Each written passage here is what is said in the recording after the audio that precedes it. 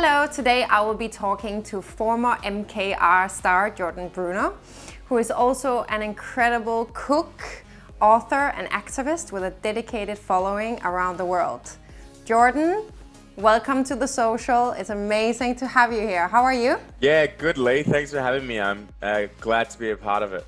So tell me, how did your life change after you appeared on My Kitchen Rules 4 years ago? And how was it to become so famous after the show? I mean, I hardly call myself famous at all, but I guess 4 years ago, it was actually, it was filmed 5 years ago, and then it went on television a little bit later. But yeah, it's been a whirlwind since. I guess for me, coming off the show, it was right in the middle of the marriage equality debate. So I got pushed into a lot of like activism work, just given kind of like my profile being on mainstream television with my mum. And that really leveraged me up to do a lot of radio, TV, and activism work across Oz, and get in the face of a lot of people and rub my homosexuality in their face. So I don't know, it kind of started from MKR, and then marriage equality really pushed it up real quick. It was a good timing.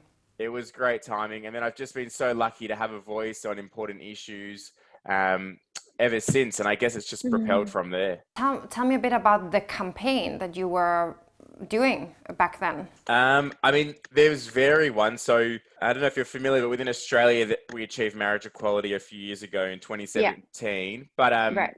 there were so many different groups and companies trying to vie for marriage equality. It wasn't just one organization. So it was really split. But you attend pride parades. I did like a couple of like cupcakes for marriage equality, interviews, radio stations, etc. So it just varied on what they were trying to get across. But a lot of them were like close family orientated videos. They used like my twin brother as a direct correlation to my life, what he could do and what I couldn't. And then personal stories from both my mum and my dad, in particular my mum, who had a profile. So doing a little bit of TV ads with her, just explaining why it's important for her sons to all have equal rights. And you're very close to your mom, right? I read that she's like your mentor and best friend. Yes, I love her to bits. She's everything. Wow. So we still work together a lot, you know what I mean? She's my business partner as well, my mum and my best friend. I honestly feel like I'm her reincarnated. We just have so much in common. That is beautiful. She is utter kindness everywhere she goes. She's a mum to everybody. So I'm so blessed. I absolutely adore her. You seem to be such a confident and positive person. And yet it just seems like you were struggling with your, like to speak about your sexuality. And why was that difficult for you? Yeah, well, when I was first coming out, I was definitely having problems, I think, coming to terms with the fact I was gay.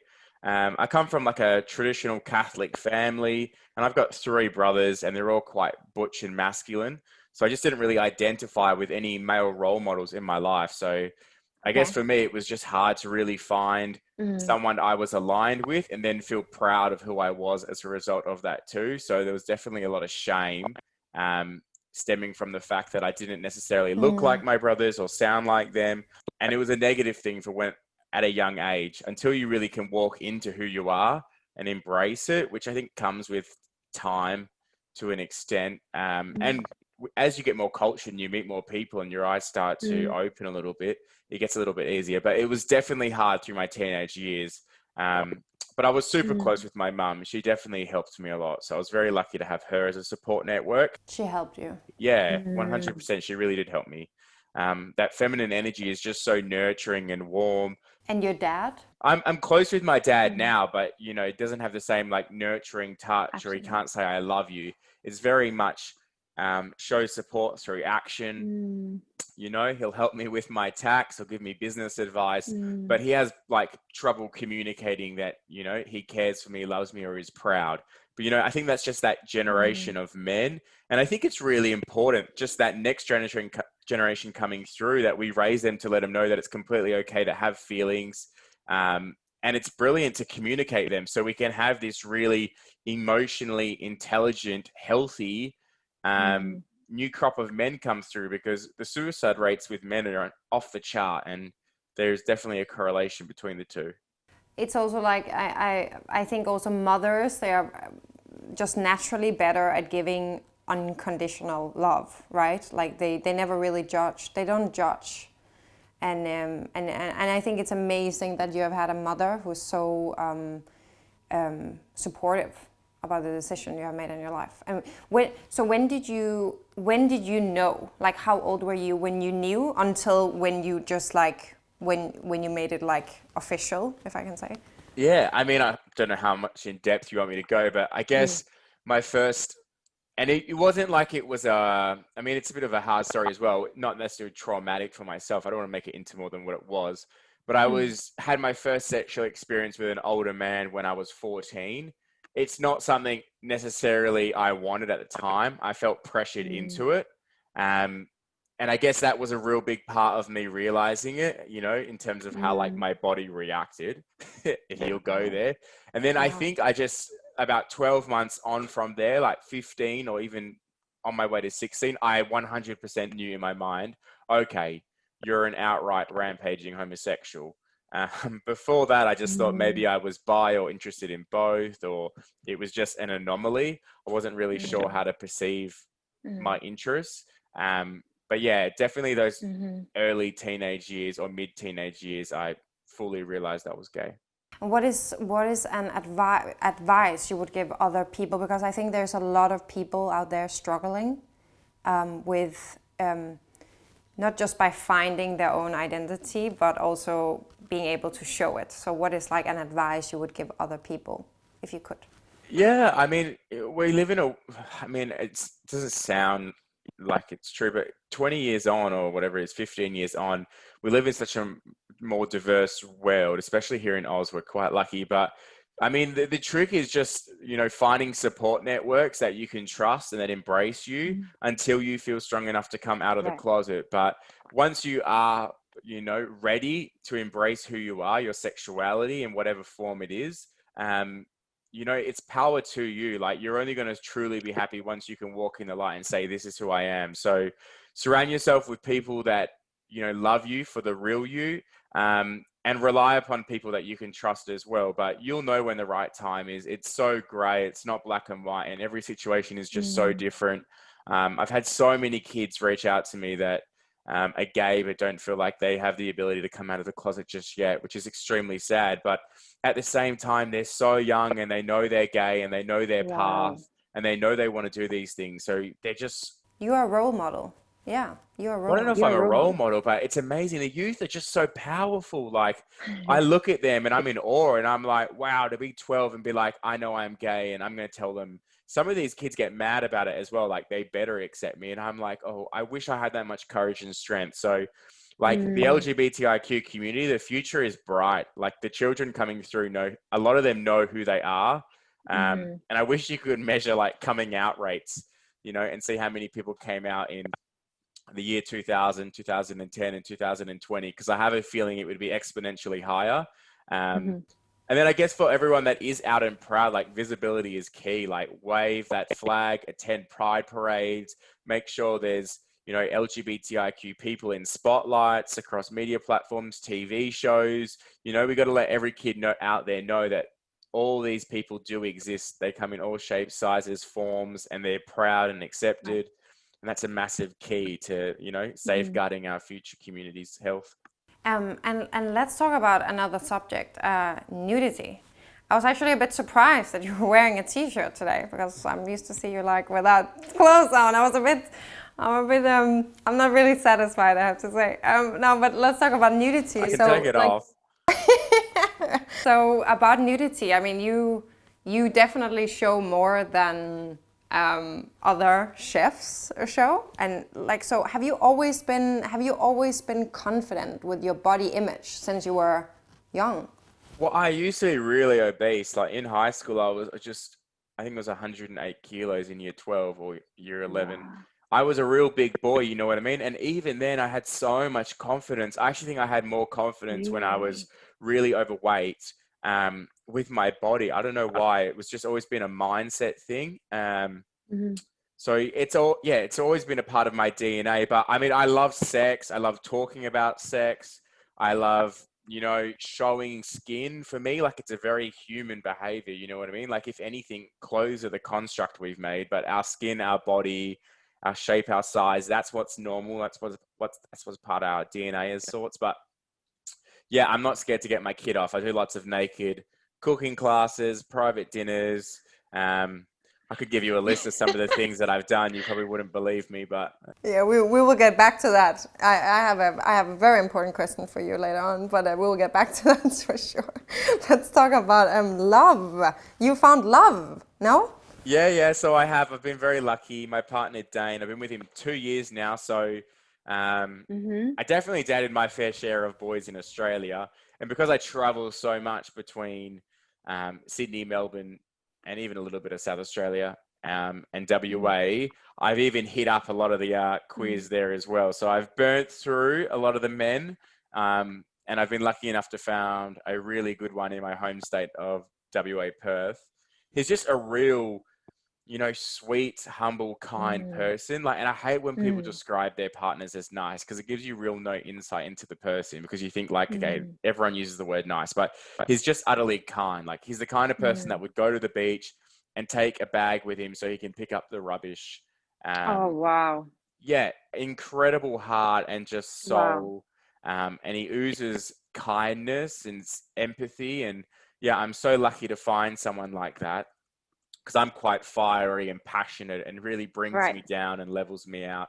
Mm. But yeah, he's a complete sweetie, so I'm quite blessed. Do you feel that he's your soulmate?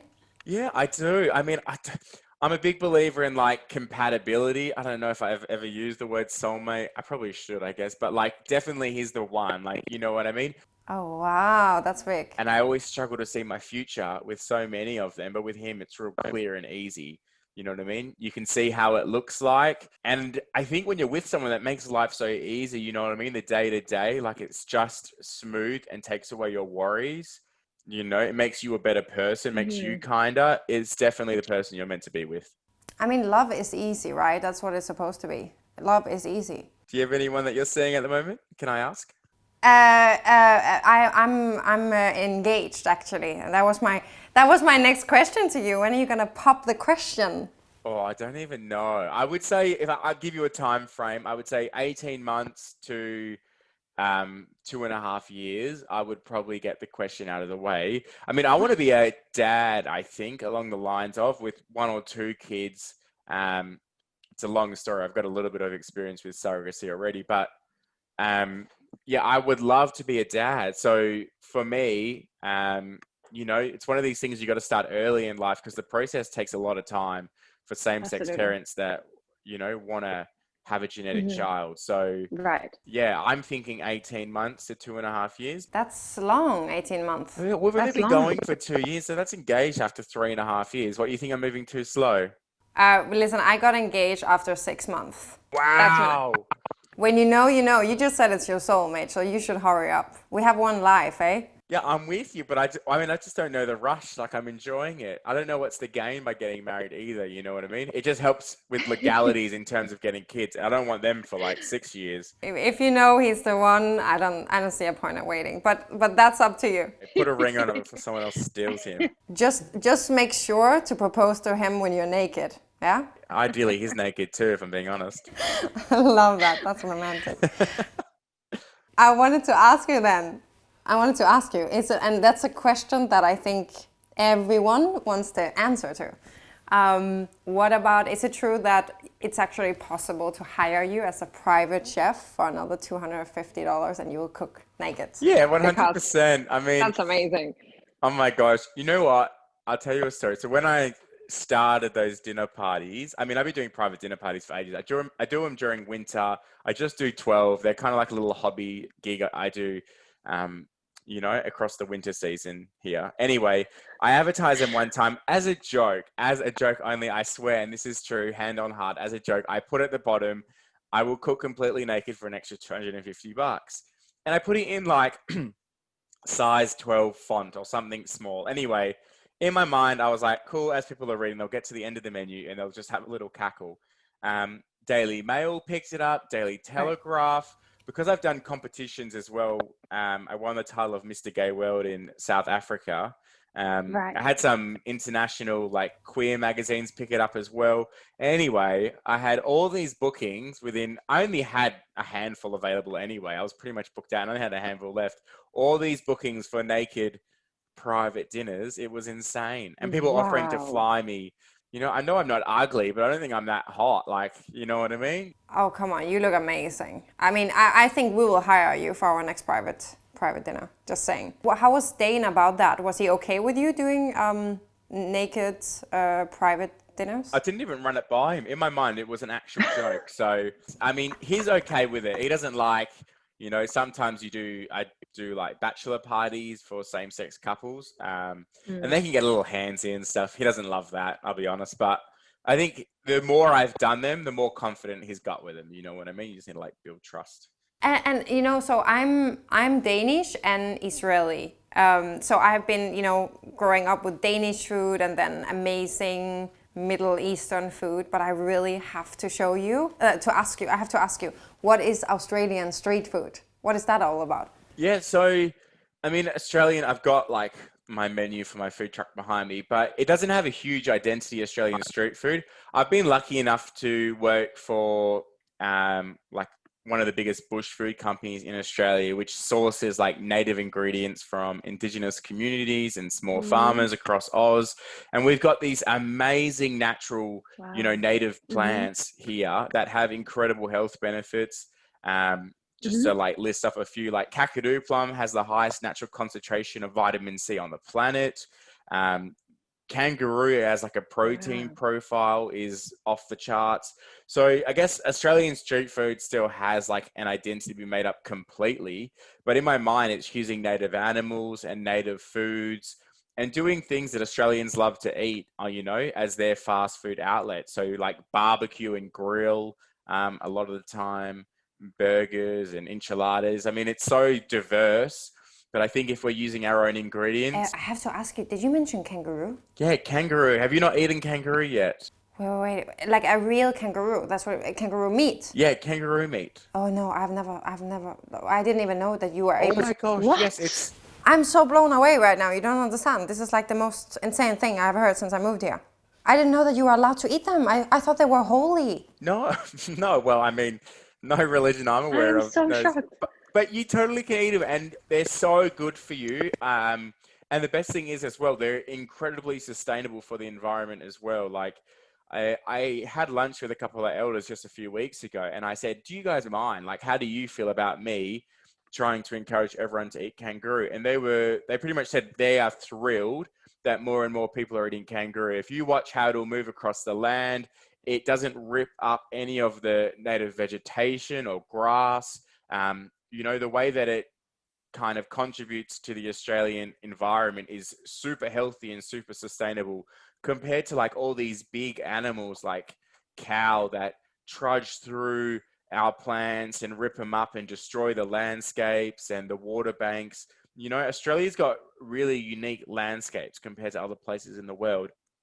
And our native animals have thrived here for so long without ruining them. And as we move to more of these like large agricultural systems with these imported animals, it's doing huge amounts of damage to our environment. So, there are meat choices out there that are far, far more sustainable and environmentally friendly. And kangaroo is one of those. Plus, it tastes incredible, but you just got to make sure you're eating the right variety of kangaroo. There's two, that are on the market. One's like called the grey kangaroo and one's called the red kangaroo.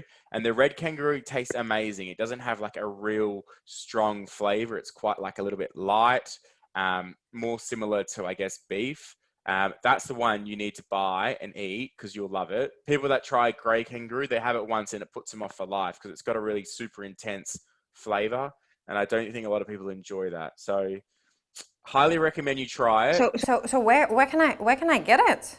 Not in Woolworths, right? Yeah, 100%. They sell kangaroo in Woolies. I'm so shocked.